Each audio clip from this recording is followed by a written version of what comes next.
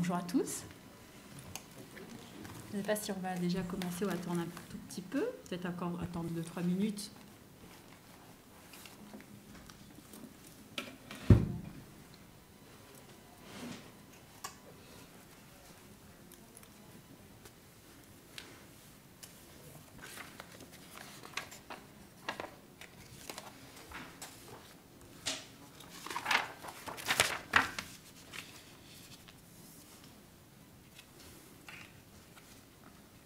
Bonjour. Je vous la tout de suite. Je peux enlever celle-ci ou pas? Non, je ne sais pas. Alors attendez, parce que moi, comme j'ai mis la clé, sinon je le mets sur le bureau. Je vais mettre. Ah oui, ça c'est parce que c'est là. Vous auriez pu enlever, c'est la télécommande pour passer les slides. Ah oui, après je la remets. Oui. Ouais. Comme ça, si ça vous arrange. Après je mettrai aussi vite, sans appuyer sur le bureau.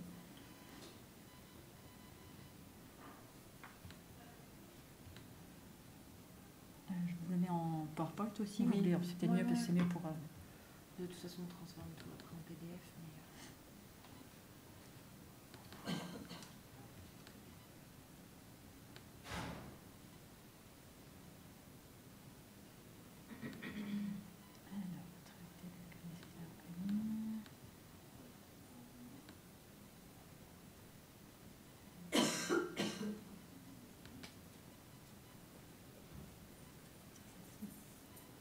Voilà.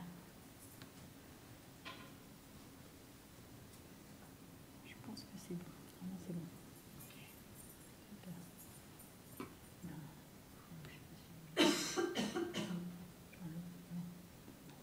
Normalement, c'est juste. Merci. Beaucoup. Je vous en prie.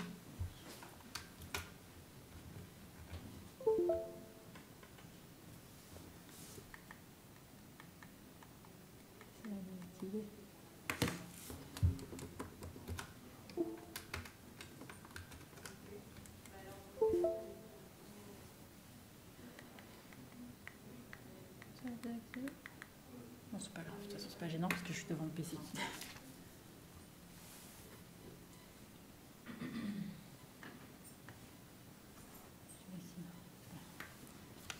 Bah écoutez, on va commencer. Bonjour à tous. Alors, je me présente, je suis Madame Géada, Cindy Géada. Je suis conseillère Career Center, donc dans une école de la Chambre de commerce de Paris Île-de-France. Alors moi, sur mon poste, je suis sur un poste sur l'accompagnement de jeunes. J'accompagne les jeunes sur toute la partie recherche en entreprise.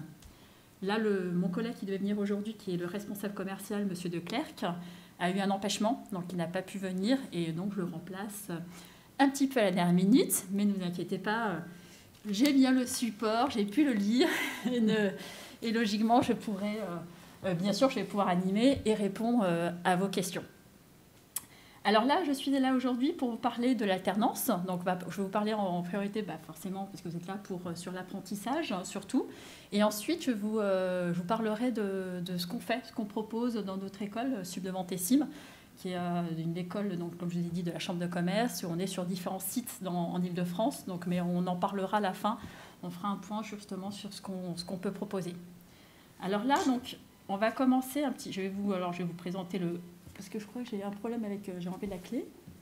Ouais, bon. Écoutez, je vais passer les slides, ça va être plus simple. Donc là, le sommaire de la petite présentation, ça va être pourquoi choisir un stagiaire ou un alternant, la différence, parce qu'il y a peut-être des gens qui se posent la question de savoir quelle est la différence entre un stagiaire ou un alternant. Donc on va en discuter un petit peu. Quelles sont les différences? Ah ben mince. Alors attendez. On va appeler le...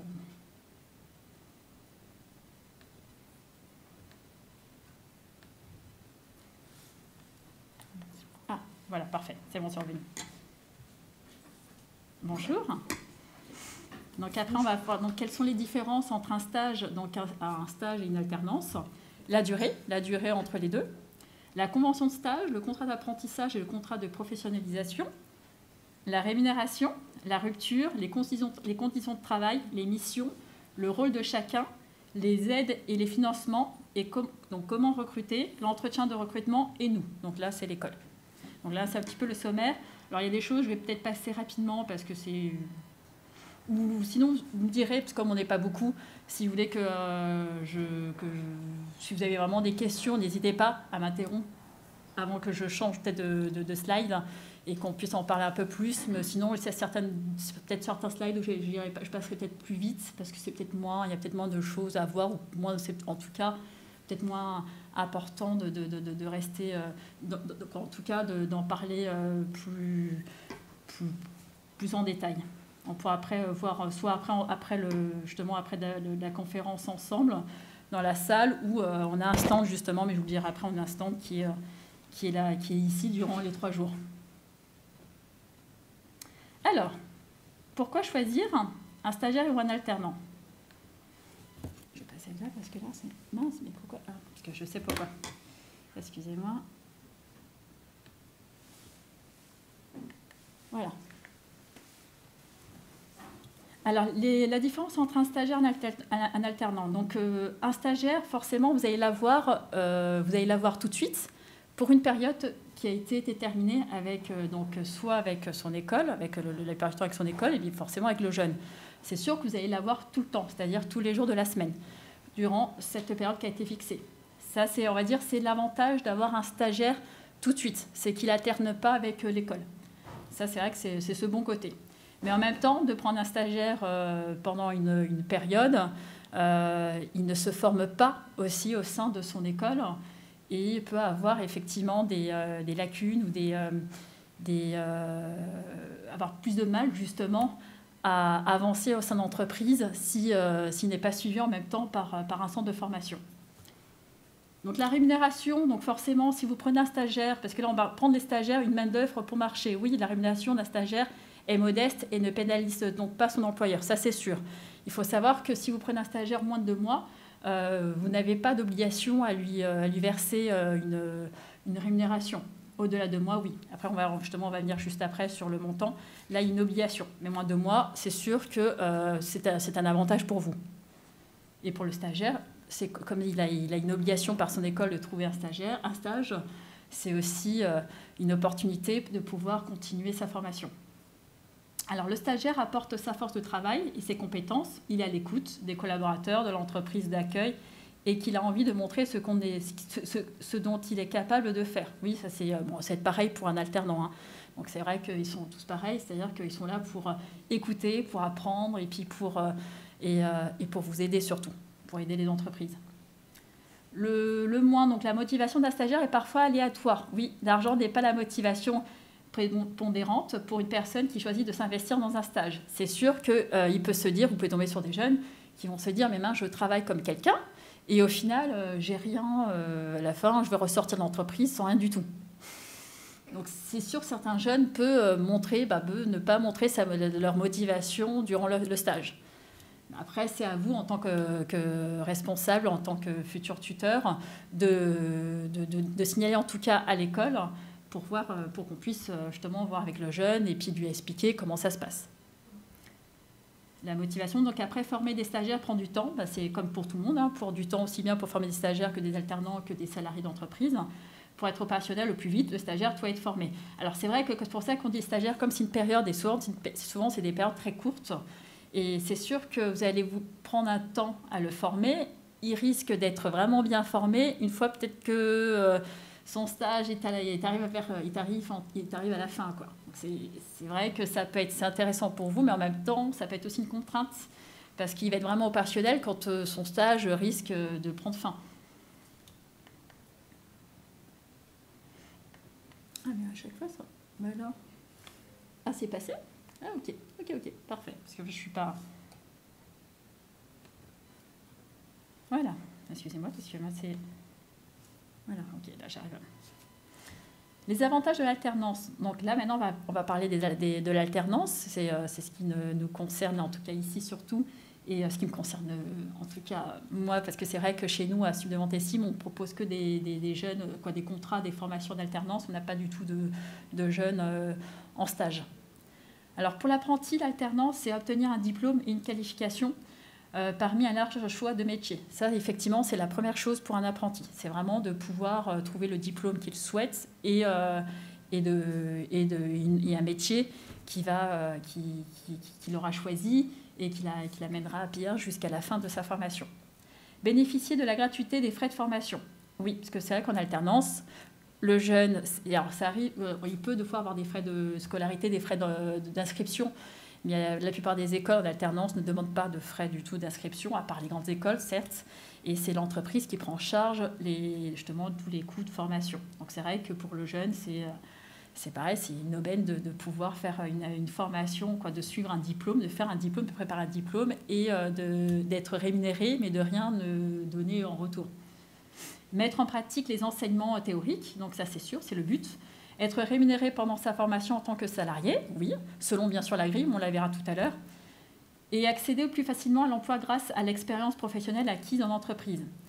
Oui, ça aussi, c'est toute alternance à la fin espère qu'après, ça se passe bien. Soit s'il a la fin de ses études, c'est que l'entreprise lui propose un CDD ou un CDI, ou sinon, bien sûr, de pouvoir continuer de poursuivre ses études en alternance dans la même entreprise et à la fin, pourquoi pas, effectivement, un contrat. Ça, c'est aussi bien pour l'entreprise, parce que quand vous prenez un apprenti, c'est de le former comme vous le souhaitez aussi, pour à la fin, si ça se passe bien, c'est de l'embaucher.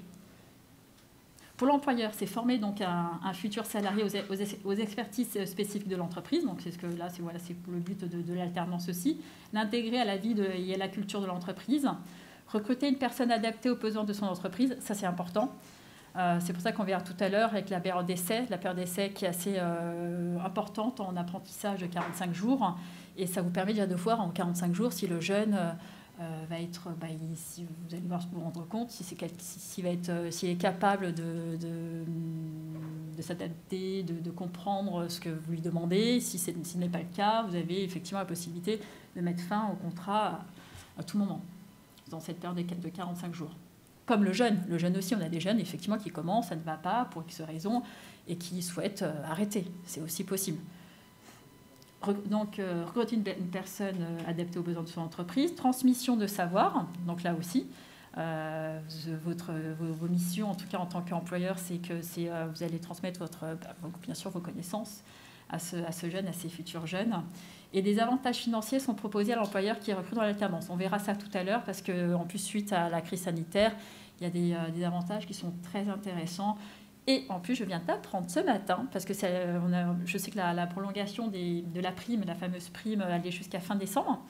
Et elle a été prolongée jusqu'à fin juin 2022. Donc c'est bien. Donc c'est bien parce que ça permet encore à des jeunes qui n'ont pas encore trouvé jusqu'au 31 décembre de pouvoir encore espérer de trouver une entreprise grâce à la prime, à l'aide de l'État suite à la crise. C'est embêtant, à chaque fois il se bloque. Bon. Je suis obligée de faire hop.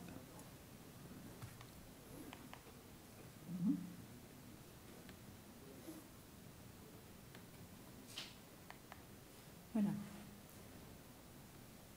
Je prends peut-être mon appel parce que sinon je peux faire en même temps. Attendez, je vais juste le prendre là. Je ne sais plus. Voilà. Les inconvénients. Donc les inconvénients de l'alternance. Un apprenti est un salarié certes, mais un salarié en formation. Donc c'est vrai, comme il est en formation, c'est sûr qu'il n'est pas là tout le temps, il n'est pas là toutes les semaines, parce que comme on a dit, une alternance, c'est selon le rythme de sa formation. Vous pouvez tomber sur un rythme qui va être sur du 2-3 jours par semaine, ou sur une semaine, sur une semaine entreprise, 3 semaines, une semaine cours et 3 semaines entreprise, ou voire sur une journée. On a des formations, surtout dans le milieu médical, où ça peut être qu'une journée de cours et le reste en entreprise. Donc, mais c'est sûr que vous ne l'avez pas les 5 jours de la semaine. Mais bon, ça c'est sûr, hein, quand vous en prenez un alternant, vous le savez, et c'est comme ça. Par conséquent, il sera nécessairement moins productif, certes, qu'un salarié diplômé d'une part, et d'autre part mobilisera des ressources en interne pour l'accompagner et le former. Oui, c'est justement le fameux tuteur qui va pouvoir et qui va effectivement le suivre durant toute la formation et le former au mieux pour qu'il puisse effectivement déjà satisfaire l'entreprise et en même temps pour qu'il puisse aussi obtenir à la fin son diplôme. Parce que le jeune, lui, son but, c'est d'avoir son diplôme, c'est d'obtenir son diplôme. Et pour vous, forcément, c'est aussi qu'il puisse obtenir son diplôme, mais c'est qu'il vous ramène aussi de la productivité, ou sinon ça ne sert pas à grand-chose d'embaucher des alternants. Et sera donc susceptible de minorer la productivité de son maître d'apprentissage ou tuteur. Oui, c'est sûr qu'après, mais ça c'est comme toute entreprise, après il reconnaît quand il y a quelqu'un qui prend la responsabilité d'un alternant, il y aura sûrement une souplesse par rapport au tuteur sur certaines missions, certaines tâches. Mais ça me paraît, on va dire, c'est du bon sens. Hop. Voilà. Donc quelles sont les différences entre un stage et une alternance? Alors on a vu la question de la formation professionnelle. Non, ça on a vu, non, c'est pas là. Voilà, la question de la formation professionnelle. Voilà. Alors, un stage ne relève pas de la formation professionnelle. Donc, c'est selon la définition légale, il correspond à une période temporaire de mise en situation au milieu professionnel pour acquérir des compétences. Ce qu'on disait tout à l'heure, c'est vraiment une petite période. Ça peut être d'un mois logiquement, jusqu'à 6 mois. C'est rare que ça dépasse en stage, pour les stagiaires. Pour acquérir des compétences, mettre en pratique sa formation afin d'obtenir un diplôme. Bref, un stage vise à se familiariser avec le monde du travail. Oui, donc c'est pour que généralement les stagiaires, quand ils ont, pas sur les stagiaires d'une période de 2 mois parce que c'est trop court, mais ceux qui sont là pour une période de 6 mois, c'est pour aussi accélérer justement la vie professionnelle, pour acquérir plus d'expérience rapidement, pour après se lancer justement dans la vie active. Donc c'est vrai que ça peut être aussi pour ces jeunes-là plus pratique de se lancer sur une formation qui ne propose que des stages. L'alternance permet de se former à un métier, préparer un diplôme, tout en occupant un poste en entreprise. Voilà, là effectivement, là c'est un tout petit peu différent. Ah ça c'est là, oui, c'est bon. Ok, donc là je vais peut-être revenir sur mon écran, c'est plus simple.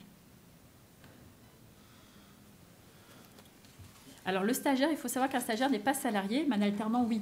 Parce que, comme on a dit, le stagiaire, en dessous de 2 mois, donc il n'y a pas de rémunération du tout, il n'y a rien à lui verser. Au-delà de 2 mois, oui, mais le coût est très bas, mais on ne le considère pas comme un salarié. Les alternants, oui.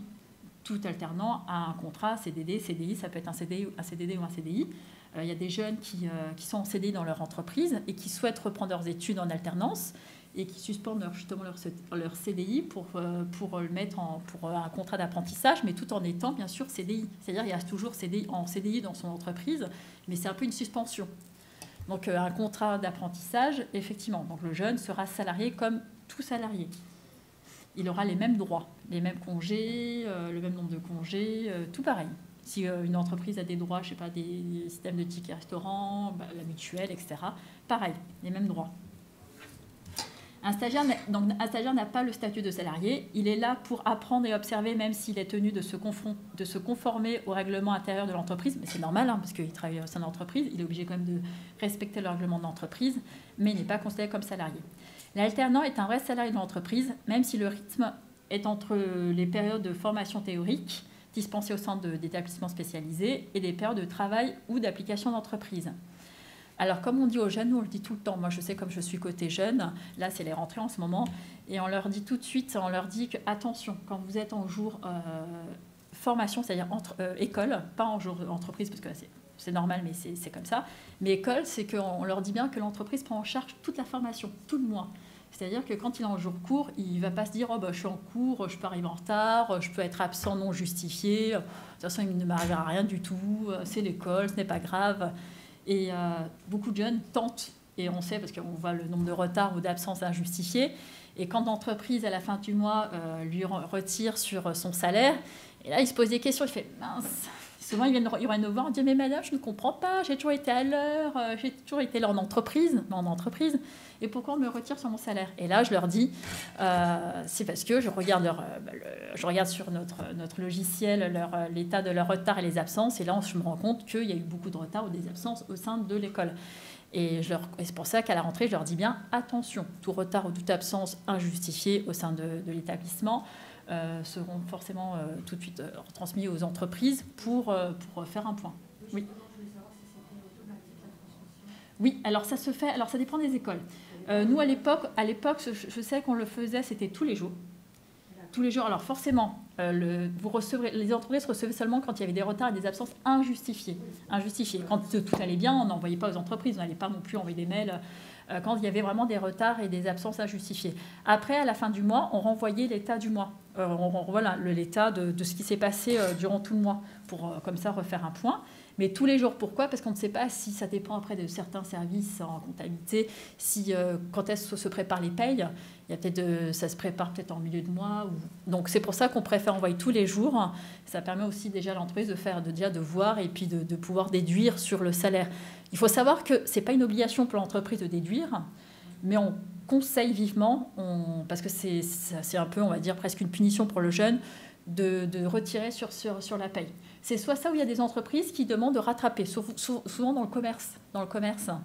Ils leur demandent de venir, par exemple, si ce n'était pas prévu qu'ils viennent le samedi, en plus de venir le samedi pour pouvoir justement rattraper les heures qu'ils n'ont pas effectuées au sein de l'école. Oui. Et ça, c'est légal, du coup? Oui. Oui. Parce que alors il faut savoir qu'on peut, alors il faut juste avoir une journée de repos dans la semaine. Donc même s'ils ont fait du lundi au vendredi à l'école et qu'on leur demande de venir le samedi, ils ont le dimanche de repos. Donc vous pouvez. Alors les jeunes n'aiment pas, hein, c'est sûr. Hein. Après, mais je pense qu'il le fait une fois, il le refera peut-être pas une deuxième. Mais bon, après, c'est voilà, hein, comme je leur dis, c'est des avantages pour vous, parce que pour les jeunes, parce qu'ils ont un salaire, mais il y a aussi, il faut bien, voilà, vous êtes en entreprise, je dis, vous n'avez plus de vacances scolaires, de toute façon, c'est dit, vous n'avez plus de vacances scolaires, vous allez être salarié comme les autres, donc pourquoi un salarié aurait le droit, aurait l'obligation d'aller en entreprise tout le temps, et vous, parce que vous êtes à l'école, de ne pas venir. Donc c'est vraiment pour leur faire comprendre, parce que je le dis surtout quand ils sont dans des... alors c'est pour à partir du CAP, hein, mais moi je sais que nous, dans notre école, on est du bac+2 jusqu'au bac +5, ils sont déjà des majeurs, donc c'est aussi pour les responsabiliser. Hein. Et je trouve ça plutôt bien de déduire sur le salaire. Alors la durée. Alors après, ça dépend. Donc, alors pour des collégiens, les lycéens, c'est des courtes durées. Hein. Souvent, ça ne dépasse pas les 2 mois. C'est pour éviter justement, parce que déjà, ce n'est pas évident pour les collégiens et des lycéens de trouver des stages, hein, parce qu'ils sont très jeunes. Et ce n'est pas évident pour eux. Donc en plus, si on dépassait les 2 mois, qu'il y a une obligation de les rémunérer, les pauvres n'allaient pas trouver d'entreprise pour pouvoir les accueillir. Donc c'est vrai que c'est très souvent, ça ne dépasse pas les 2 mois pour les collégiens et les lycéens, la période de stage.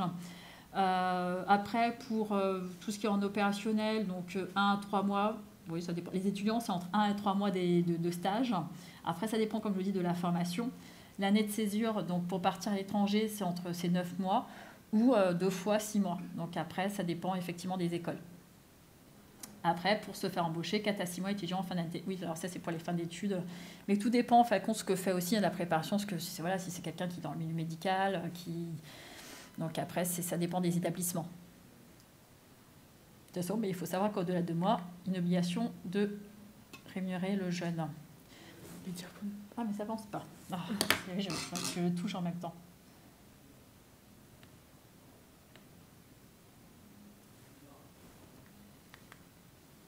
Bon.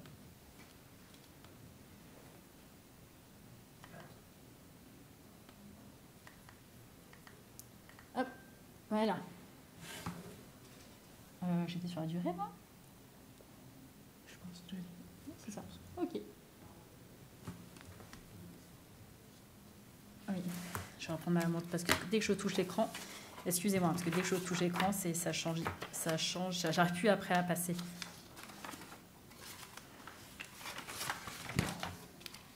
Alors le stage, il ne peut excéder 6 mois, donc voilà, c'est 6 mois max, dans la même structure sur la même année universitaire. L'alternance, c'est selon la durée du contrat, donc ça peut varier entre 6 mois à 3 ans, donc tout dépend de la formation. Si c'est le jeune prépare par exemple un bac, donc si c'est le bac qui commence dès la seconde, forcément c'est sur 3 ans, parce qu'il y a en dehors du bac, après, il peut avoir effectivement, vous pouvez avoir après le bac, post-bac, tout ce qui a des bachelors en 3 ans, vous avez la licence aussi en 3 ans. Vous pouvez des licences universitaires en 3 ans. Donc là aussi, vous avez des formations en 3 ans. Après, il y en a très peu. Par contre, à l'université, il y a très peu de formations en alternance, ou au moins, souvent la première année est en initiale, et après, ils proposent peut-être sur 1 an ou 2 l'alternance. Sinon, après, c'est en alternance. Il faut savoir qu'après le bac, ça va être surtout sur des BTS, après une licence sur 1 an, et puis le master qui est sur 2 ans. Donc après, toutes ces formations, elles ne vont pas dépasser à chaque fois les 3 ans, parce que c'est un nouveau contrat pour un BTS, donc ça fera un contrat pour le BTS qui est sur 2 ans, un nouveau contrat sur la licence qui est sur 1 an, puisque c'est le bac plus 3, et puis ça va être un 3e contrat sur un master qui sera sur 2 ans. Donc ça ne va jamais dépasser les 3 ans pour chaque formation. Alors selon le type de contrat signé, elle dépend aussi de la durée de la formation, ce qu'on disait. Le temps d'alternant est réparti entre son lieu de travail et son lieu d'études selon un rythme hebdomadaire ou mensuel. Par exemple, 2 à 3 jours, c'est ce que je vous disais tout à l'heure. Après, ça dépend. Donc, ça dépend des écoles, ça dépend des formations. Vous devez être sur 2-3 jours. C'est vrai que deux fois, ça fait polémique. Nous, on a du mal. On a de temps en temps du mal avec nos jeunes et les entreprises. Parce qu'il y a des entreprises, forcément, ça va leur satisfaire une semaine. D'autres, non, c'est du 2-3 jours. Mais nous, on ne peut pas faire à la carte parce que c'est un calendrier de formation et qu'il y a des formateurs dessus. Et on ne peut pas se dire, non, pour toi, ça sera 2-3 jours. L'autre, non, dans la même classe, c'est impossible. Donc après, on comprend. On ne peut pas satisfaire malheureusement toutes les entreprises. On essaie de faire au mieux. Après, c'est vrai que quand on est dans des grandes écoles où on a deux fois la même formation sur des rythmes différents, deux fois on fait un transfert de jeunes sur d'autres formations pour pouvoir garder l'entreprise et en même temps garder le jeune. Donc ça arrive souvent, ça peut arriver. Ou sinon, c'est malheureusement beaucoup de jeunes. Madame, si vous ne faites pas le rythme de l'entreprise, ils ne peuvent pas me garder. Je dis, maintenant, c'est à vous de choisir. C'est soit vous changez d'école ou vous restez là, mais ça va être... Vous êtes obligé de trouver une autre entreprise qui respecte. Mais ça, voilà, c'est souvent deux fois un petit peu délicat. Mais bon, après, une fois qu'on en discute, les jeunes arrivent à comprendre. Et souvent les entreprises aussi. Surtout si c'est un jeune qui a fait, on va dire, qui s'est bien défendu, qui a fait un très bon entretien et que l'entreprise veut absolument, elle sera capable après de s'adapter à l'école selon le rythme de l'école.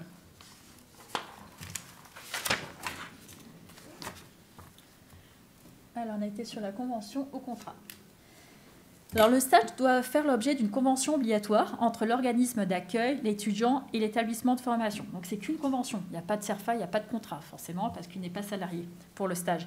Une convention de stage ne s'apparente pas comme un contrat de travail, effectivement. C'est juste, il y a une signature, il n'y a pas de rémunération dessus, c'est vraiment une convention basique. Pas de stage sans être inscrit dans un cursus pédagogique. Oui. Parce que là, c'est vrai que souvent, ça arrive souvent, d'ailleurs chaque année, avant la rentrée, avant que les entreprises nous recrutent même des alternants, ils aiment bien un petit peu, on va dire, essayer le jeune avant que l'alternance commence, pour savoir si ça se passe bien. Ils leur demandent de venir 2 fois, quelques jours avant, 1 semaine, 2 semaines. Et là, ils nous demandent des conventions, mais impossible. C'est impossible parce que quand c'est un contrat d'alternance, on ne peut pas faire dire de convention stage. Et puis, il n'y a rien qui, comme la formation n'a même pas commencé, qui attache donc l'école à l'entreprise. Donc même si on faisait une convention et qu'il arrivait quelque chose à ce jeune, on serait en faute. Donc c'est pour ça qu'on ne peut pas, s'il n'y a pas une formation qui a débuté, une formation pédagogique, on ne peut pas rattacher une convention en stage pour les stagiaires. Donc c'est impossible. L'alternance se formalise au sein d'un contrat de travail, donc CDD ou CDI, qui permet à l'apprenti de suivre une formation d'alternance en entreprise sous la responsabilité d'un maître d'apprentissage et un centre de formation. Donc là, il y a un contrat.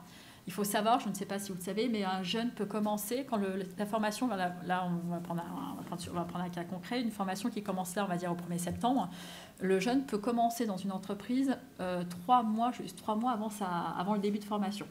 Donc ça veut dire que le jeune, si une entreprise lui dit voilà, j'ai besoin du jeune à partir du 1er juin, s'il est d'accord, forcément, il peut commencer au 1er juin. Et le contrat peut aussi être prolongé 2 mois après la fin de formation. Donc la formation se termine, on va dire, oui. Dans ces cas-là, si en fait il est embauché avant, il sera payé sur quel montant en fait? De l'apprentissage. De l'apprentissage? Oui. D'accord. Alors c'est sûr que le jeune, il risque de dire, je fais tout le mois en entreprise et j'ai même pas le SMIC. Et non, c'est comme ça. C'est on va dire, presque un cadeau qu'on fait aux entreprises, de pouvoir avoir quelqu'un tout de suite. Surtout, souvent, c'est dans le commerce. Moi, je parle beaucoup de commerce parce qu'on a aussi beaucoup de formations dans le commerce. Et c'est vrai, ils aiment bien commencer avant parce que souvent, il y a les vacances. Ça permet d'avoir déjà des jeunes, de les former. et d'avoir du personnel en plus durant le mois de juillet et août. Et oui, mais ils seront payés comme en tant qu'apprentis, le même salaire. Alors, de temps en temps, c'est vrai que vous pouvez tomber sur des jeunes. Hein, moi, c'est le cas. Il me dit, mais madame, je veux pas commencer avant. Donc après, je lui dis, mais c'est une discussion avec votre futur employeur. Et vous voyez, c'est une négociation. Après, moi, c'est comme je lui leur dis tout le temps. Si vous êtes salarié, c'est à vous de voir, de négocier durant l'entretien. Après ça, je peux... En tout cas, moi, c'est pas moi qui arrête de demander à l'entreprise. Mais attendez, le jeune ne veut pas, c'est pas possible. Non, après, moi, je leur dis souvent, vous êtes maintenant assez grand, vous voulez faire d'alternance, c'est à vous de voir directement avec votre futur employeur. Mais oui, mais ça va être... Pour lui, il va avoir le salaire d'apprenti.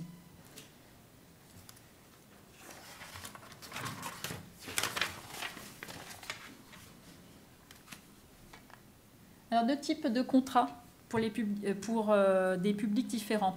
Donc, il y a le contrat d'apprentissage. Dans le cas de la formation initiale, s'adresse aux jeunes de 16 à 29 ans. Donc, de 16 à 29 ans, vous pouvez faire un contrat d'apprentissage. Des dérogations existent notamment pour les personnes reconnues travailleurs handicapés, les personnes reconnues sportives de haut niveau. Ça arrive qu'on a de plus en plus, moi je sais que là dans mon travail, on a de plus en plus de sportifs de haut niveau qui viennent justement, ce qui est bien, pour se former. Et là, ils ont le droit, donc même s'ils ont au-dessus de 29 ans, on peut les garder en apprentissage.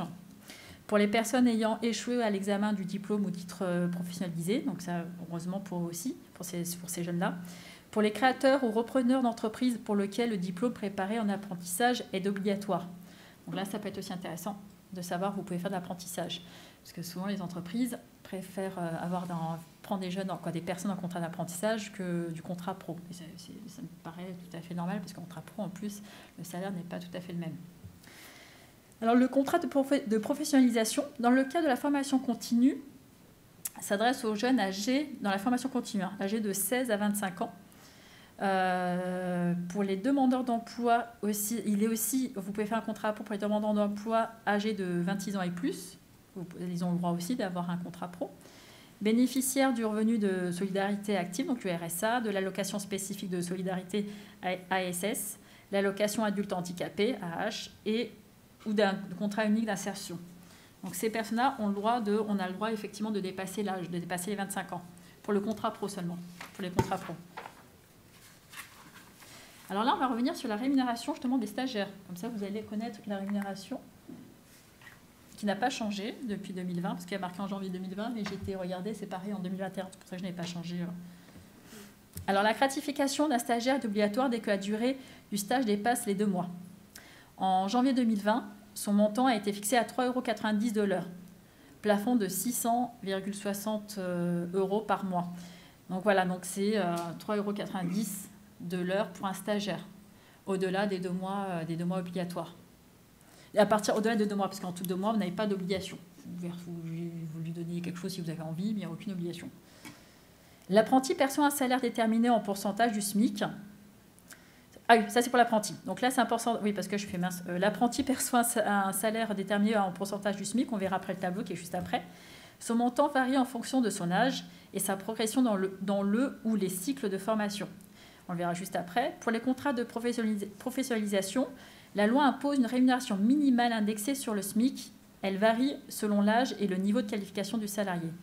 Il y a un minimum, par contre, par rapport à l'apprentissage, en pro, il y a un minimum qui va être de 806,64 € pour un salarié de moins de 21 ans et 1173,29 € pour les 21-25 ans et le SMIC pour les plus de 26 ans. Alors pour l'apprentissage, c'est pareil, pour les plus de 26 ans, c'est le SMIC. C'est une obligation à leur verser le SMIC à partir de 26 ans, même si ils sont en contrat d'apprentissage, mais à 26 ans, ça y est, ils ont le droit au SMIC. Alors là, on va voir un petit peu rapidement le tableau. De toute façon, le tableau, vous pouvez le retrouver partout, hein, sur Internet, vous l'avez partout. C'est le pourcentage par rapport aux formations. Donc, il faut savoir... Alors, je vais prendre, moi, sur mes BTS, parce que comme j'ai beaucoup plus de BTS, hein, sur mes Bac plus 2.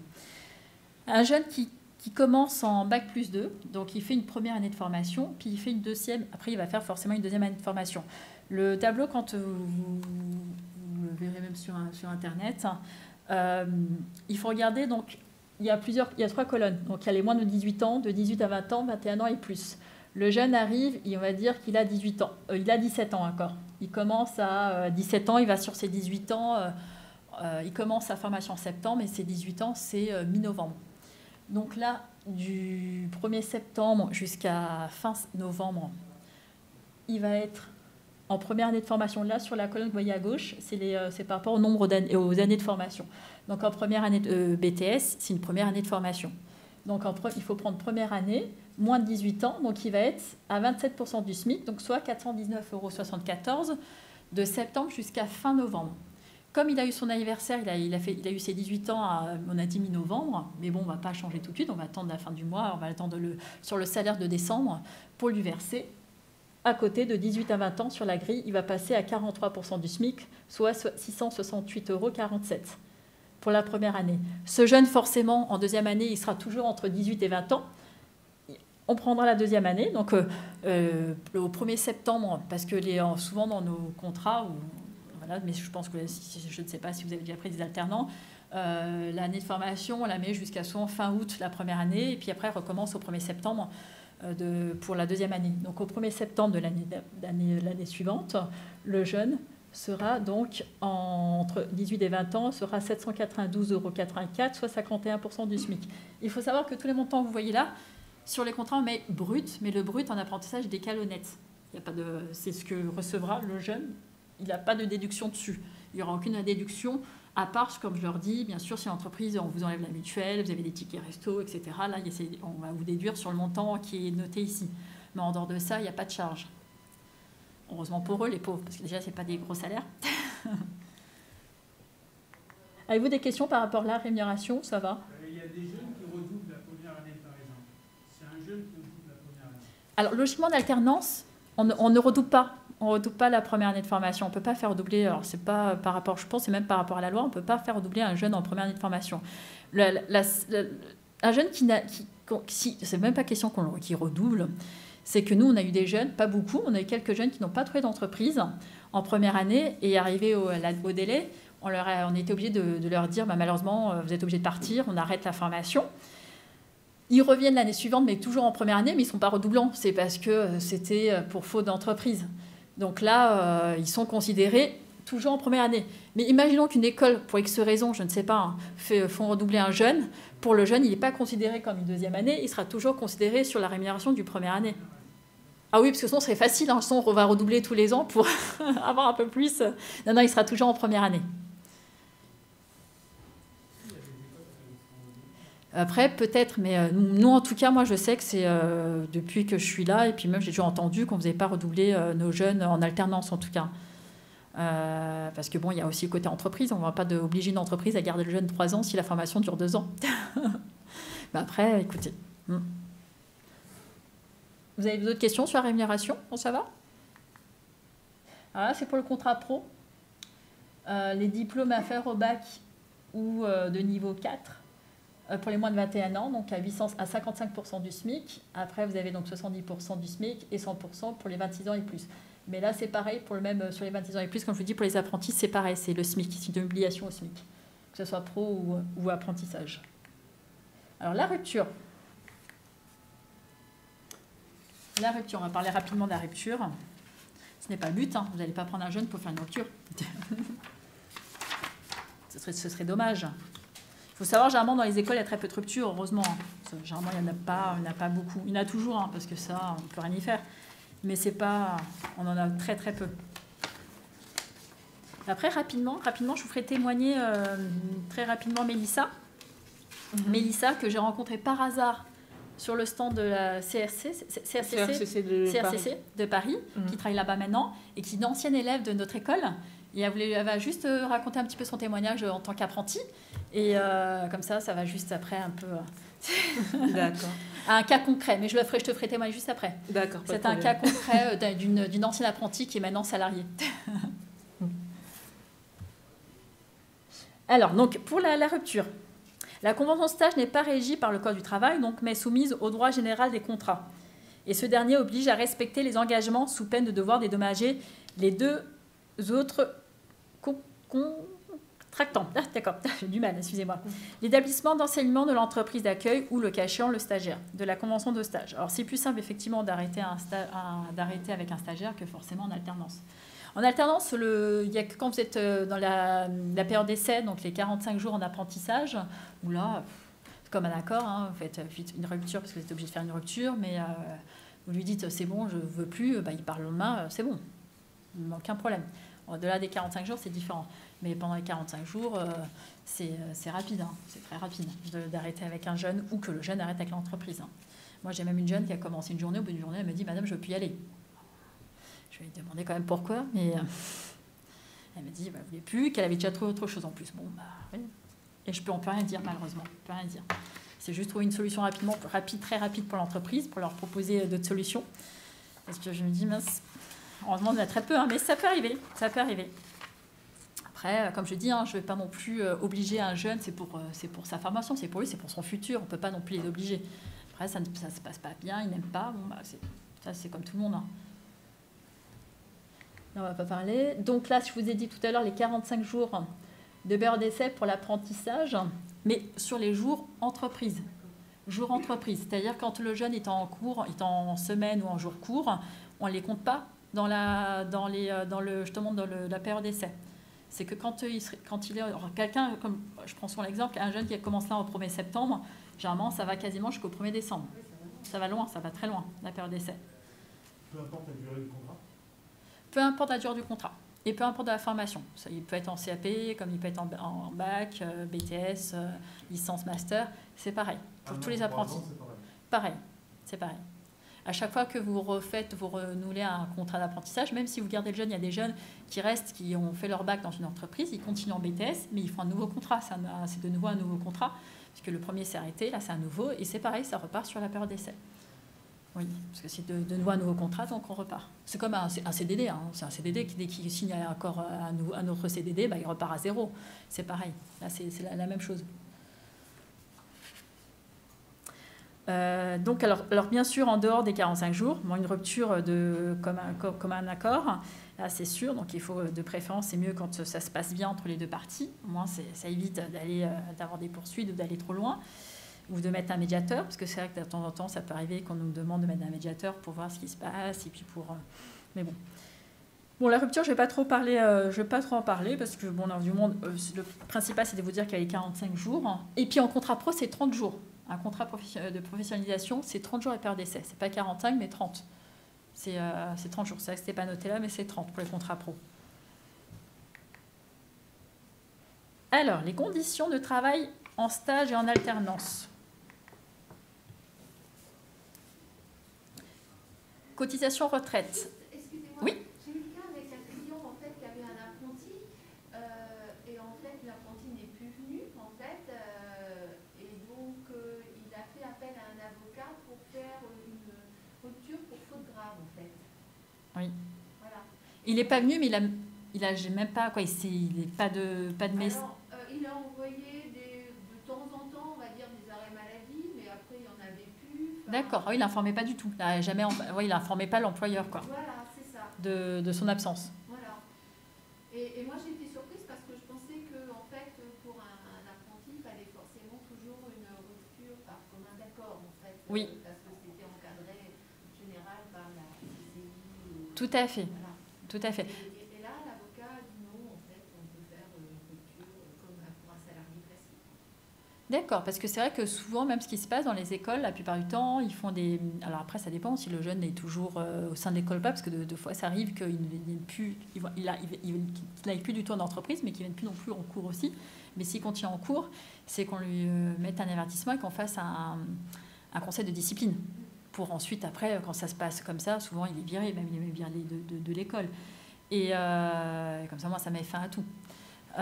Mais là, ouais, c'est vrai que là, c'est oui. Donc après, ouais, c'est vrai que c'est... C'était assez surprenant. Oui, moi aussi, j'ai trouvé, oui. C'est vrai que c'est un peu surprenant, mais c'est... là, comme ça, ouais, c'est vrai que c'est vrai. C'est un petit peu... mais bon, après, c'est selon, je pense, c'est selon, après... ouais, chaque cas, et puis selon peut-être certaines entreprises qui font... Ouais, comme ça, je ne pourrais même pas vous dire. Mais souvent, c'est vrai que nous, je sais que nous, on a déjà, ça peut arriver, mais c'est rare, hein, mais on a peut-être dû voir un cas ou deux. Moi, j'ai connu à l'époque quand j'étais dans l'ancienne école où j'étais. Et il n'allait pas, il ne le disait pas, mais il venait en cours, hein, mais il n'allait plus en entreprise, il ne disait rien à son employeur. Et jusqu'au jour où le tuteur nous l'a informé. Et là, on a fait un conseil de discipline et puis on a décidé de le virer. De le virer de la formation. Et puis c'était fait. Comme ça, au moins, ça mettait fin à tout. Oui, parce que comme on dit, hein, nous, on ne peut pas garder des jeunes, on est en alternance. Nous, on est rémunérés par les entreprises. Donc, forcément, le jeune qui n'a plus d'entreprise, on ne peut plus le garder. Il n'est même plus assuré en plus. Même en cas de problème, pour lui, il n'est même pas assuré.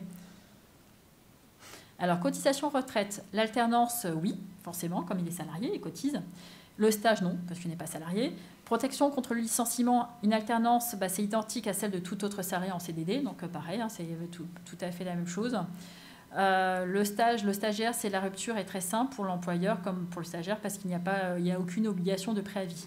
Donc là, le stagiaire, c'est vrai que c'est beaucoup plus simple avec un stagiaire qu'avec un alternant. Accès aux indemnités de chômage et à la fin du contrat, alternance oui, stagiaire non. Couverture sociale, alternance, affiliation du régime général des salariés, possibilité voire obligation de s'affilier à la mutuelle de l'entreprise. Bon, ça c'est selon des entreprises, c'est une obligation ou pas. C'est de s'affilier, mais si le jeune a sa mutuelle et qu'il va absolument à sa mutuelle, moi je sais que même moi en tant que salarié à la chambre de commerce, comme j'avais ma mutuelle en dehors, parce qu'ils m'ont obligé, mais comme j'ai ma mutuelle en dehors, j'ai dû bien sûr avec des attestations prouver que j'avais une mutuelle et que je voulais me la garder, etc. Là, c'est pareil pour un alternant, s'il souhaite absolument garder sa mutuelle. Encadrement, l'alternance, donc forcément, il va être suivi par son tuteur tout au long de sa formation. Il aura un tuteur, un maître d'apprentissage obligatoire pour les contrats d'apprentissage. Et les stages, c'est un maître de stage et référent pédagogique. Oui, ça va être pareil, c'est comme un tuteur pour le stage aussi. Mais il y a moins d'obligations, on demande moins de choses pour être maître d'apprentissage, maître de stage pour les stagiaires que ce qu'on va demander pour un tuteur, un maître d'apprentissage pour l'alternance. Là, il y a des obligations qu'on demande. Et encore, maintenant, elles sont plus souples qu'avant, parce qu'avant, il fallait 5 ans d'expérience, c'était vraiment très compliqué. Pourquoi ? C'était plus long pour être tuteur. Maintenant, c'est vrai que quasiment un salarié qui arrive peut déjà être tuteur d'un futur alternant. Congé payé. Donc l'alternance, une fois que l'alternant a passé 1 an dans l'entreprise, il a le droit à ses 5 semaines de congé payé. Donc voilà, ça on leur dit bien. Plus de vacances scolaires, parce que des fois, ils ont du mal. Quand ils sortent du bac, ils ont un peu de mal. Pendant les périodes scolaires, l'étudiant est obligé d'aller travailler en entreprise parce que, alors, ça dépend des écoles. Nous, je sais que chez nous, on ferme Noël et Nouvel An. On ferme les 2 semaines. Donc forcément, durant ces 2 semaines, les jeunes sont qu'en entreprise. Mais de toute façon, c'est écrit dans les calendriers quand vous recevez en début d'année. Ils sont en entreprise. Ou pareil, souvent en été, nous, on ferme aussi pareil en 3 semaines en août.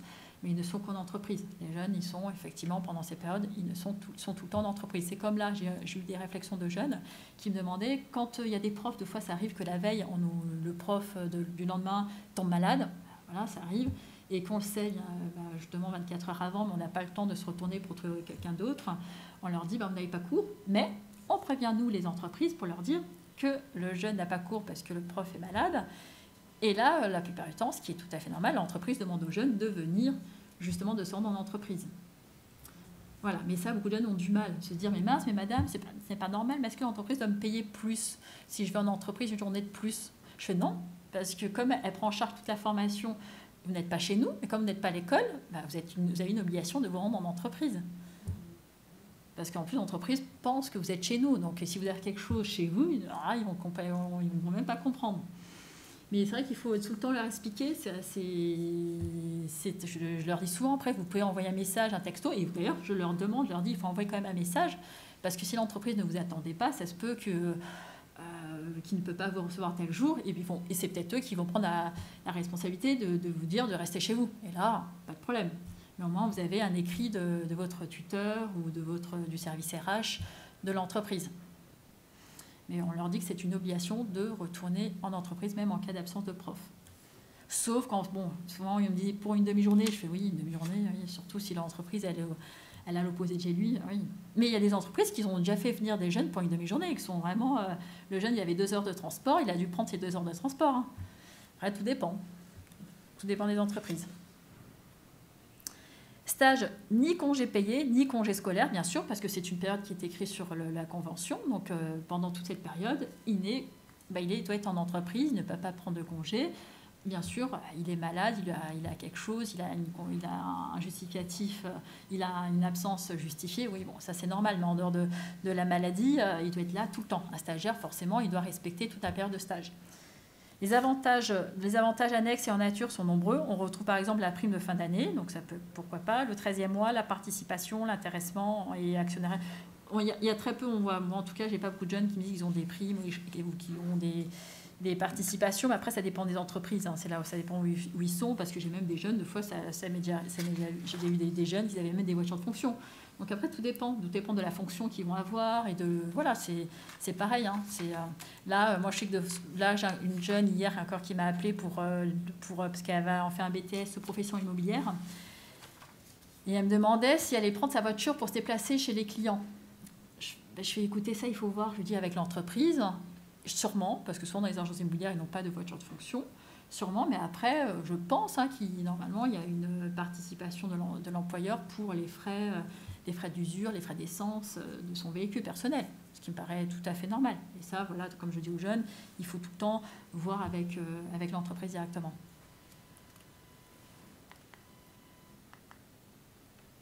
Les missions, hop.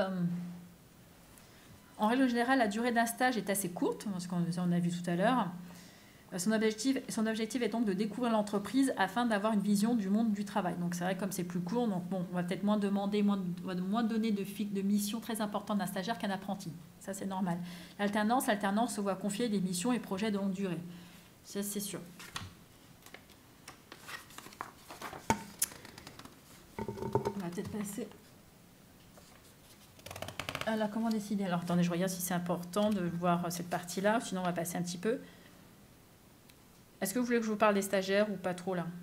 Vous êtes plutôt pour les stagiaires ou les apprentis? Plutôt sur l'apprentissage? L'apprentissage. D'accord. Des missions qu'un stagiaire ne peut pas remplir, ça ne nous intéresse pas. Après, c'est le prochain slide. Le rôle de chacun. Comment confier des missions à... Voilà. Là, on va parler des missions. Alors, pour confier des missions à un apprenti ou un alternant, il faut tenir compte de l'âge du salarié, mais aussi de son niveau de qualification. C'est sûr, vous n'allez peut-être pas demander à un apprenti qui est en CAP ou un apprenti qui est en master, vous n'allez pas lui confier les mêmes missions, ça c'est sûr. Ça, c'est évident, selon l'âge. En aucun cas, l'apprenti ne peut occuper un poste destiné à une personne en CDI à temps complet. Pareil, vous ne pouvez pas lui donner des missions où vous savez qu'il ne pourra même pas les terminer. Aucun intérêt de toute façon. Les aménagements sur son poste de travail doivent prendre en compte le temps passé au centre de formation et les rythmes de l'alternance.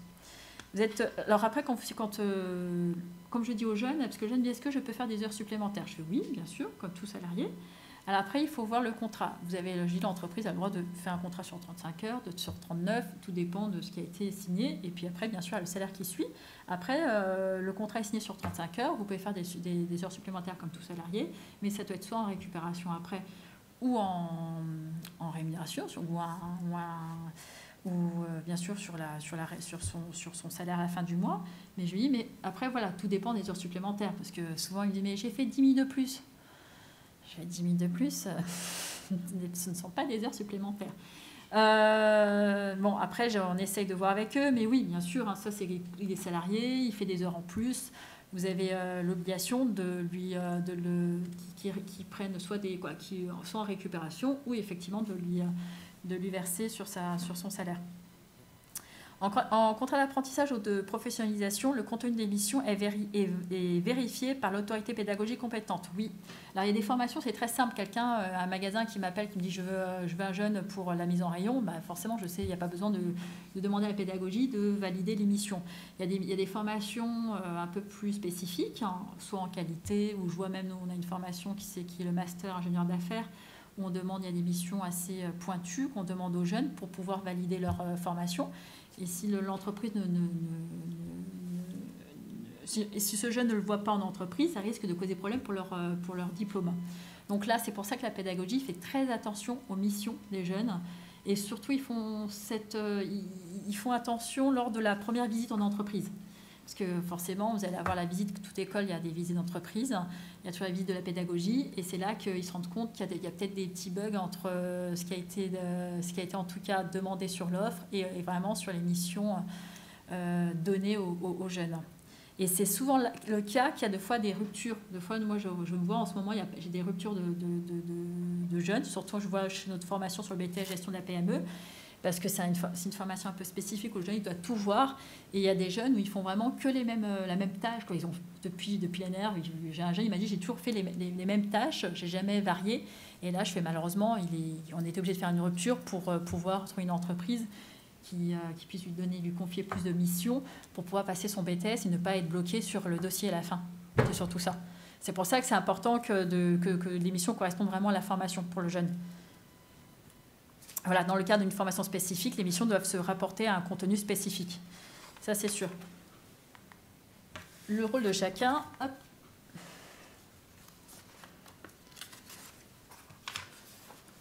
Avant de laisser l'étudiant en autonomie sur une mission, il faut organiser son parcours d'intégration. Donc, il doit se dérouler en 3 phases, l'observation, l'accompagnement et l'évaluation. Donc, ça, c'est évident. Donc, d'abord, il faut qu'il est là. Il est là pour apprendre, pour regarder, pour observer, l'accompagner. Donc, ça, c'est le tuteur qui va l'accompagner aussi. Et bien sûr, après, c'est l'évaluation, comment ça s'est passé. Donc là, ça sera la fin. Et pour l'alternant, le rôle de l'employeur, donc c'est favoriser l'insertion professionnelle de l'alternant dans l'entreprise, ça c'est sûr, lui donner des moyens nécessaires à la formation pratique, permettre au tuteur ou au maître d'apprentissage d'assurer l'accompagnement de l'alternant tout en exécutant sa propre prestation de travail. L'arrivée d'un alternant dans l'entreprise nécessite la désignation par l'employeur d'un tuteur ou maître d'apprentissage en fonction du contrat choisi qui accompagnera l'alternant dans sa formation pratique et théorique. C'est cette phrase est un peu longue, mais oui, alors ça c'est sûr.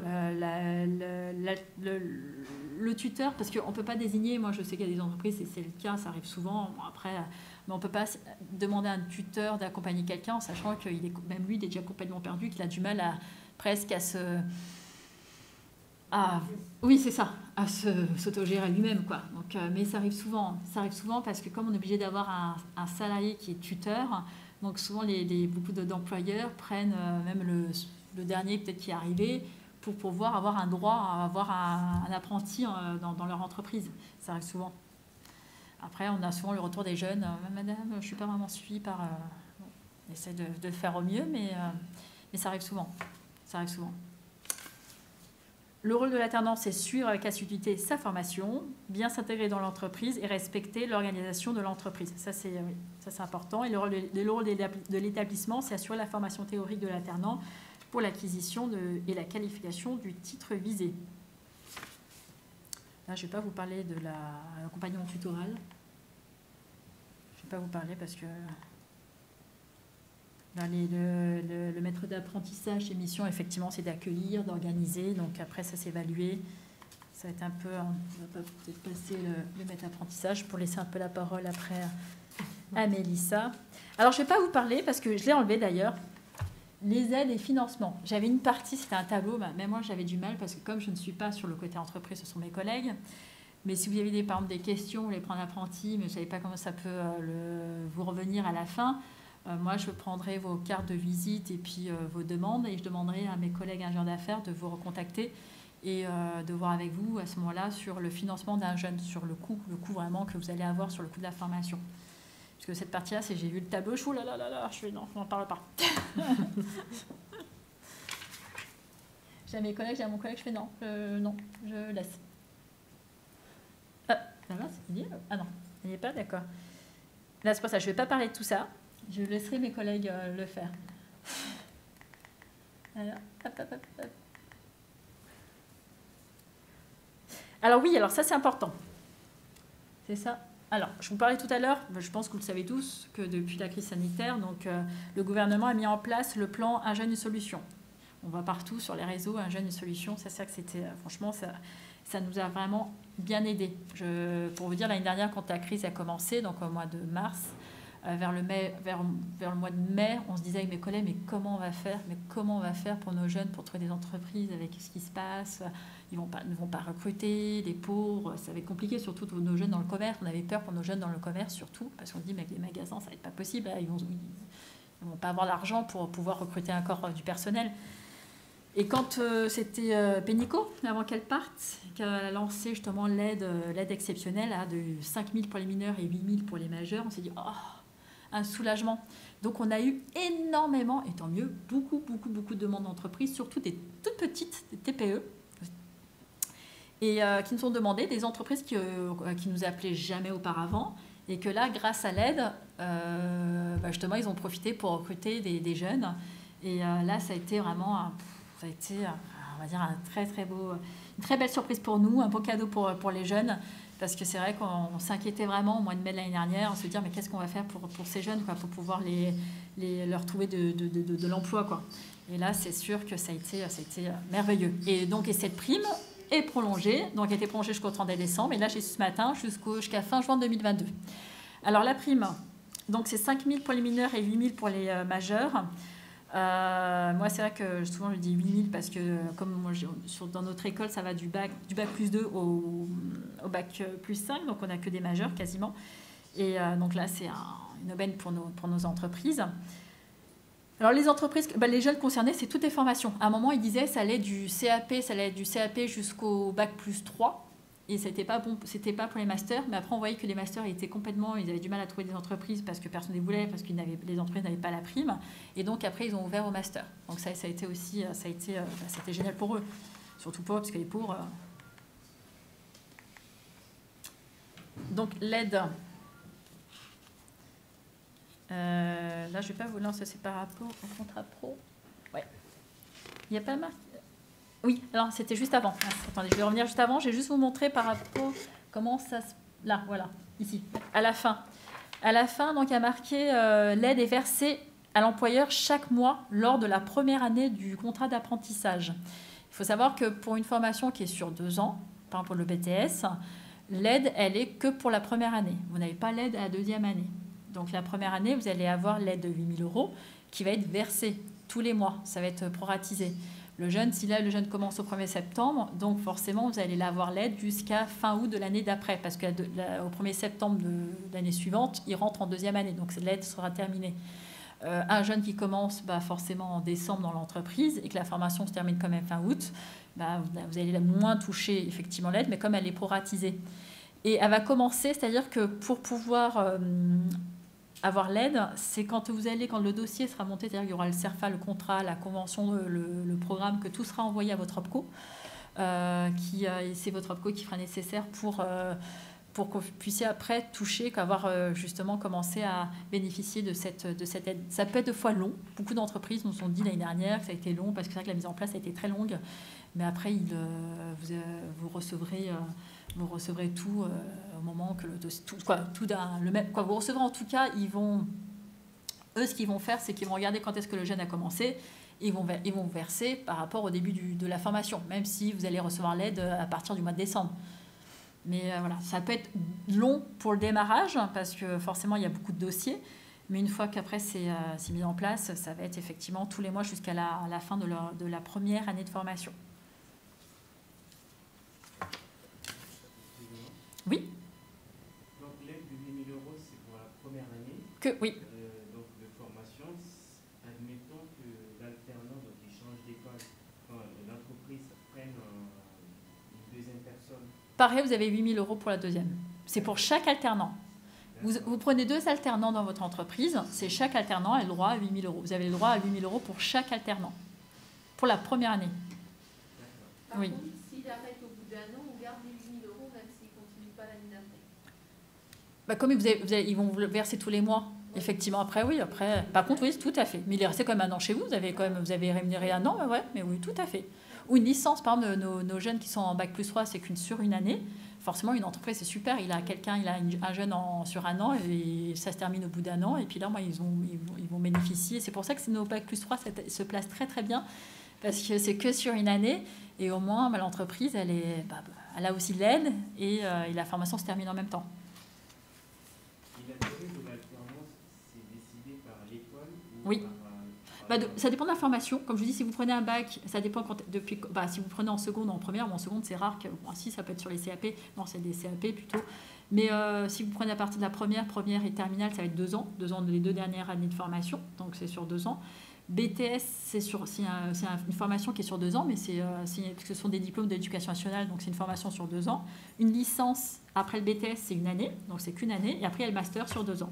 Ça dépend, sauf si le jeune fait qu'une première année de master, master 1 ou master 2, c'est soit une année de master ou 2 ans de master. Mais souvent, le master, quand le jeune il signe sa formation, c'est sur 2 ans. La plupart des masters sont sur 2 ans. Donc tout dépend, mais ça, c'est l'école qui, effectivement, c'est l'école... quand le jeune, il va vous voir, quand il va déjà vous solliciter pour avoir un entretien, il va vous dire, je prépare un BTS qui est sur 2 ans, donc comment vous allez savoir qu'il est sur 2 ans? Ou une licence, un master, ou un bac, ou ce que vous voulez. Donc ça, vous allez le savoir tout de suite. Alors là, après, et après je vais m'arrêter là. Hop. Pour trouver des alternances, c'est simple. Les CFA dans les écoles, en alternance. Les réseaux sociaux, les salons, ils sont partout les jeunes. Internet. Alors nous, c'est notre CVTech, c'est notre réseau à nous. Alors là, je ne vais pas parler du recrutement parce que ça, vous savez, le recrutement, là, on explique que les jeunes sont comme... c'est le jeune, lors d'un entretien, vous allez faire l'entretien comme si vous allez recruter un CDD classique, un CDI, une personne, un salarié, pareil. Les jeunes, elle pourra peut-être expliquer aussi rapidement, Mélissa, lors de ces entretiens, je pense qu'elle a eu les mêmes questions que tout salarié. Donc, je ne vais pas vous parler des qualités, des défauts, etc., parce que là, c'est un petit peu trop long. Parce que j'ai repris ce que mes collègues ont préparé pour une autre entreprise, pour une entreprise qui nous avait demandé de passer. Et voilà, juste pour vous expliquer rapidement, après je laisse Mélissa, c'est pour vous parler un petit peu de notre école. Alors, on fait partie de toutes les filières d'écoles de la Chambre de commerce de Paris-Île-de-France. Vous voyez des écoles très connues qui vont être surtout HEC, que vous voyez là, les SEC, ESCP Europe, des grandes écoles, où là, forcément, il y a une participation du jeune. Bon. Et nous, on est sur l'école du management, gestion et vente, c'est ce qu'on propose. Et donc, Sub de Vente et CIM, on fait partie aussi des écoles. Et on est sur 7 sites. Donc, on a 2 sites dans le 95, donc Enghien-les-Bains et puis Cergy-Pontoise. On est à Paris, Porte de Champéret. Bientôt, on va aller à Paris, Montparnasse. On est dans les Yvelines. On est à Saint-Germain-en-Laye, Montigny-le-Bretonneux, Rambouillet et Aubergenville. Donc, vous voyez, on est un peu partout. Hein. Donc, on prospecte partout. Et voilà, donc on a 2 marques. En fait, c'est 2 marques Sub de Vente et CIM. C'est 2 marques. C'est la même école, mais avec 2 marques différentes. Sub de Vente, ça va être tout ce qui est vente, ingénierie d'affaires, commerce et retail, achat, recrutement et intérim, immobilier international.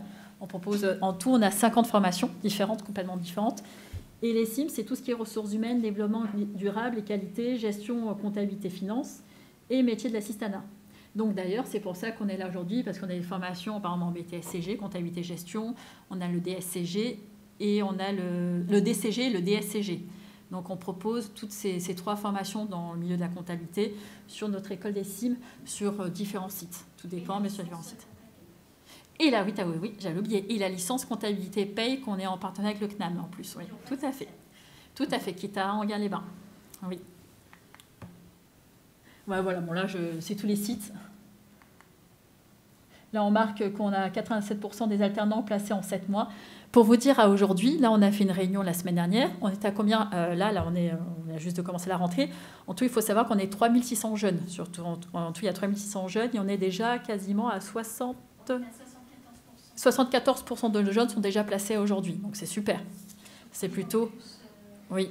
Donc, c'est vrai que c'est génial. Et puis, c'est justement, moi, on l'a dit, c'est encore grâce à la prime. J'en suis quasiment sûre. Donc là, je ne vais pas reparler. C'est les 3 formations que j'avais mis, justement, la différence entre le BTSCG, le DCG, le DSCG. Le BTS, c'est sur 2 ans. Juste DCG, c'est une formation sur 3 ans, donc c'est licence, c'est pour obtenir licence. Et bien sûr, le DSCG, c'est master. C'est Bac plus 5, quoi. C'est niveau master. Après, le DCG s'appelle aussi sur 2 ans si l'alternant a déjà obtenu un BTS en Oui. gestion. Le contrat sera sur 2 ans. En deuxième année, tout à fait. Donc, vous signerez un contrat sur 2 ans. Ah ben là, ce sont mes collègues. On va parler des photos. Ce sont mes collègues. Monsieur Declerc, qui devait venir aujourd'hui, le responsable, qui n'a pas pu.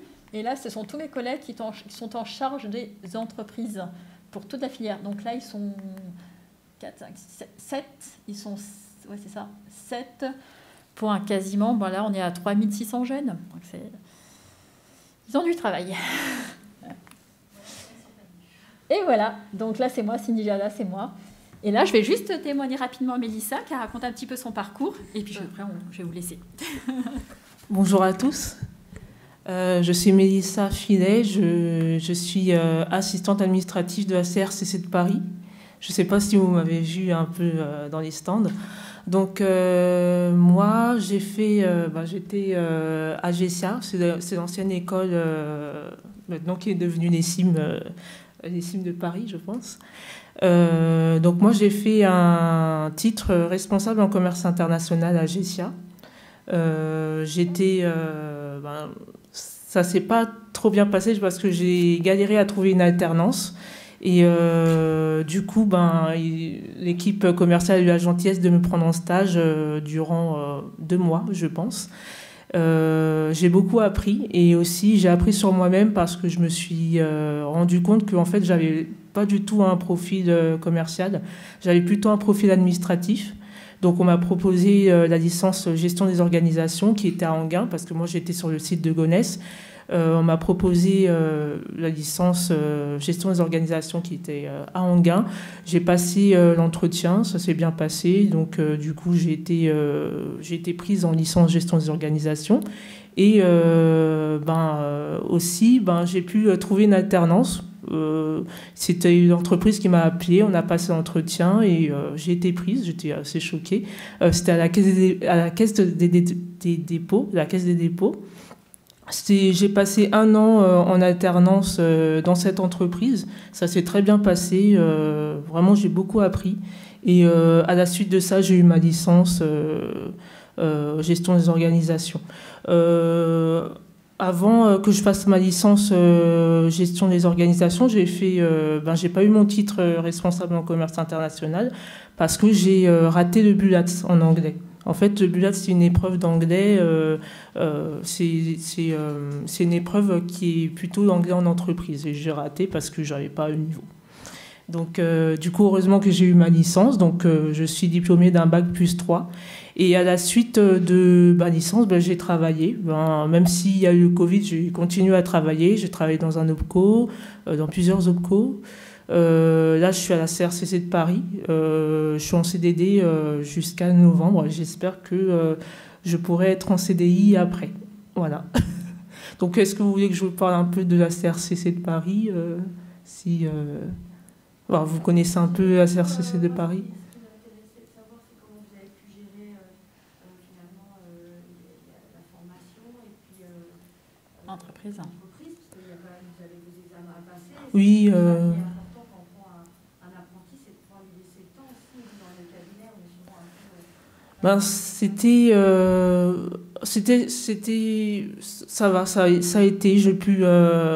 Quand j'étais en entreprise, je me focalisais sur l'entreprise, sur les tâches de l'entreprise, et à la fin, je pouvais faire mes devoirs, réviser. Donc ça a été. C'est vrai que quand on voit comme ça, c'est un peu difficile, mais après quand on est sur le tas, on arrive à s'organiser. Surtout sur sa licence, ça a été sur du 2-3 jours par du semaine. 2-3 jours. Donc c'est vrai qu'il fallait s'adapter entre début de semaine entreprise, c'était le cas, et fin de semaine école. Donc c'est vrai que c'est une gymnastique, mais bon après c'est... c'est une gymnastique, mais après c'est assez simple. Quand on est sur le tas, on arrive à s'organiser. Voilà. J'imagine que vous prenez ça aussi en compte au niveau de la formation. Oui. Tout à fait. Complètement. Ah non, mais complètement. Et c'est pour ça, souvent, ils sont même plus aidés par leurs professeurs, justement. Ils ont plus d'aide. Et puis après, ils ont même, en dehors des cours, souvent, ils ont des groupes WhatsApp même avec les professeurs. Ils se font aider parce que il n'y a plus beaucoup d'écoles. C'est vrai qu'on se met à la place de ces jeunes. C'est pas évident. Ce n'est pas évident un coup d'être en entreprise, d'être à l'école. Et à la fin, ce sont les mêmes examens qui passent qu'un jeune qui est en formation classique initiale, qui n'est pas en alternance. C'est tout à fait pareil. Ce sont les mêmes examens, mais avec moins d'heures de théorie, forcément. Oui, c'est ça. Ouais, c'est vrai. Mais bon, après, là, on peut pas tout avoir. Oui, c'est ça. Au moins, ils sortent avec un diplôme et l'expérience. C'est ce que je dis. Le diplôme et l'expérience. C'est ce qui est important. C'est important, justement, pour les entreprises. Parce que souvent, on demande des diplômes et de l'expérience. Ouais, on demande les deux. Oui. Vous savez si des associations peuvent Oui. Oui, tout à fait. On a des associations qui nous prennent chaque année, oui, des alternants. Oui. D'accord, Oui. donc dans les mêmes modalités que Oui. l'entreprise. Avec les aides, oui, pareil, tout à fait. Moi aussi, j'ai un client assez plus pour la cliente qui pose des questions, mais qui souhaiterait prendre des stagiaires, donc vous allez peut-être pas en répondre. Et ils se demandent s'ils peuvent prendre full télétravail. En fait, parce que, Quand on télétravail? oui. Oui. C'est possible. Et même les alternants, du coup, s'il y a dans l'entreprise du télétravail, il faut que tu te rames à distance en réalité. C'est tout à fait possible. Aussi. Oui, bah, depuis ce qu'on a vécu, tout est possible. Tout est possible. D'ailleurs, on a même une entreprise l'année dernière qui nous a contactés de Marseille. Donc l'entreprise est à Marseille, le jeune est ici. Et donc ils font que du télétravail. Et puis une fois tous les mois, ce qu'il me disait, une fois par mois, l'entreprise lui payait son billet pour aller à Marseille, pour aller se rendre en réunion, ou rencontrer un petit peu l'équipe là-bas sur place, quoi, en présentiel. Mais c'est tout à fait possible. Maintenant, avec ce qui s'est passé, c'est vrai qu'on s'est dit, on n'a jamais pensé justement à pouvoir aller même prospecter des entreprises en nationales, quoi, c'est-à-dire en dehors de la région parisienne. Tout à fait, tout à fait. C'est possible. Alors c'est sûr, c'est peut-être pas non plus le plus idéal vraiment pour le jeune, hein, parce que c'est mieux de faire du présentiel, comme tout le monde, hein, comme pour beaucoup de salariés. Mais oui. Si le jeune il est prêt, c'est dans sa tête, il se dit oui, ça me dérange pas. Il faut que le jeune soit d'accord. Forcément, c'est pour lui. Dès qu'il est d'accord, bah, pourquoi pas, c'est tout à fait possible. Et puis que le tuteur, bien sûr, en distanciel, puisse le former. Oui. Oui. Désolée, c'était un peu plus long que prévu. Bah, merci à vous. Merci beaucoup. Merci à vous. Hein. Si vous avez des questions, comme je vous dis, on a un stand. Vous pouvez, si vous baladez, il y a le stand. Merci beaucoup pour cet atelier, c'était très instructif. Ah bah tant mieux. Merci beaucoup. En fait, moi je suis Ibrahim, je suis dans le cabinet d'expertise comptable. Oui.